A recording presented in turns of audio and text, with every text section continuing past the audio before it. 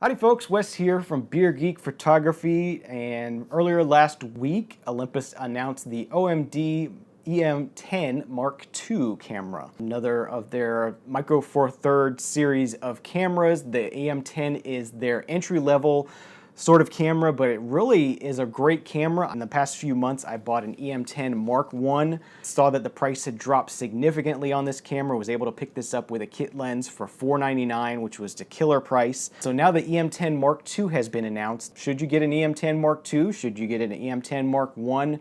I want to go through some of the features, talk about each one, talk about my thoughts of the upgrades they've made. It's sort of more of a minor upgrade in my opinion. So let's go ahead and get into the new features of the OM-D E-M10 Mk2.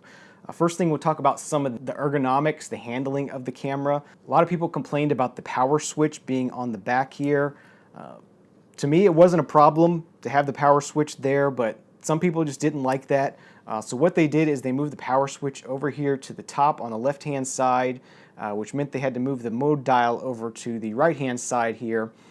So the power switch on the E-M10 Mk2 looks like the original Olympus OM-D here, their original film 35mm camera, where it just has this sort of switch like this that on and off. And then on the E-M10 Mk2, there's a forward position that flips up the flash. On the E-M10 Mk1, there's just a button here that flips up the flash, so that's a little bit of a difference. And as I said, in order to add that power switch, they had to move the mode dial over here to the right-hand side. So instead of 2 dials on the right-hand side, you're now going to have 3 dials. So these are your selectable sort of dials. Mainly you're going to be doing shutter speed and aperture with these 2 dials is what most people would probably use them for. That's how I have them set up. And there's also going to be a mode dial here now. So what they did, because they have the mode dial over here now, they made these 2 dials a lot chunkier, a lot thicker, a lot taller, I guess you could say. They're more like the mode dials on, say, the EM5 or the EM1. So that was a nice upgrade. These are kind of thin. They're still pretty easy to use, but you know, it'd be nice to have a nicer, thicker, sort of more tactile feel to the mode dials. So I do like that they made those thicker, like the EM1s and the EM5s. Really nice upgrade to that. And other than that, they really haven't changed too much with the ergonomics. The body shape still looks the same size. I do have a newier grip on here, but you know, the body overall looks the same from the outside. They have a black version, they have a silver version. You know, pretty much basically the same size, the same articulating touch screen. The touch screen itself is basically the same. It has the same amount of pixels on it, so 1.5 megapixel, I think, approximately the same. So let's start moving on to some more of the internals. The one internal thing that they did upgrade that was a pretty major upgrade is the viewfinder. This EM10 Mk1 has a 1.44 megapixel viewfinder. They've updated that to a 2.36 megapixel viewfinder, so it should be much clearer. Even though this one is pretty clear, pretty sharp, should be even better, even closer to an optical viewfinder. I haven't had the chance to look through this new EM10's viewfinder yet, but that's a pretty exciting new feature. Should be really nice to handle with. Overall, the sensor itself hasn't changed. Still have the 16.1 megapixel, you know, Micro Four Thirds standard sensor here. Not much has changed with the sensor itself. Still has the version 7 imaging processor as well. So not really any kind of upgrades with the sensor or the processor. Pretty much staying with what they've had in the past already. No new news there. The other new news as far as the internal specs of the camera go is that the EM10 now has the 5-axis image stabilization that they share with the EM5 and the EM1. EM10 Mk1 only has 3-axis image stabilization. I find it to be quite usable. I haven't had a issue with the image stabilization not being good enough. The 3-axis is really excellent.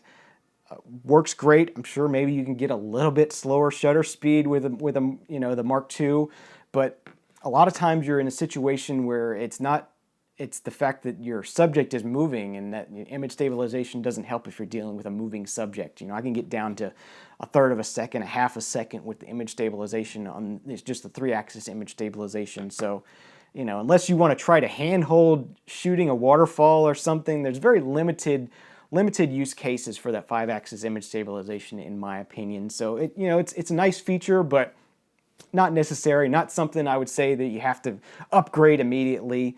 So yeah, those are my thoughts on the new features. As I said, those are basically the overview of the new features. One nice new feature that they did improve on is a touch selector for the focusing area.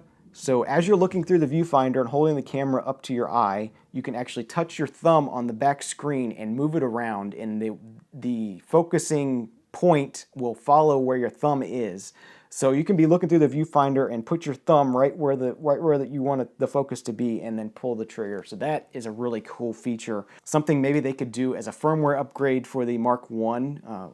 Maybe, possibly. Don't think they'll do that, but that would be really cool if they did that. But that is a really cool new feature in the E-M10 Mark II. So overall, yeah, as I said, I don't think it's a necessary upgrade if you already have one of the EM bodies, even the E-M10 Mark I. Don't think it's a must-have upgrade, but it's a nice new camera. Depending on the prices, what you see, if you can find one of these Mark Is for a really good bargain price, I would say go for the Mark I. You're going to save a few $100s, and it's not really worth a few $100s more for the Mark II, in my opinion. So those are my thoughts on the OMD E-M10 Mark II versus the Mark I. I really do enjoy this Micro Four Thirds system. This is kind of my everyday walk around kind of camera. Take this with me everywhere. Got a few different lenses here to choose from. I've been shooting a lot with this Panasonic 20mm f1.7 Pancake. This is the Mark I version of that lens. Awesome, awesome lens. Love it. It pretty much hasn't come off the camera since I bought it. So yeah, that's going to do it for this. My thoughts and overview on the OMD E-M10 Mark II. So thanks for watching. Thanks for tuning in to Beer Geek Photography. Got lots more camera reviews and news coming soon. And please subscribe, and we'll see you again real soon. Cheers.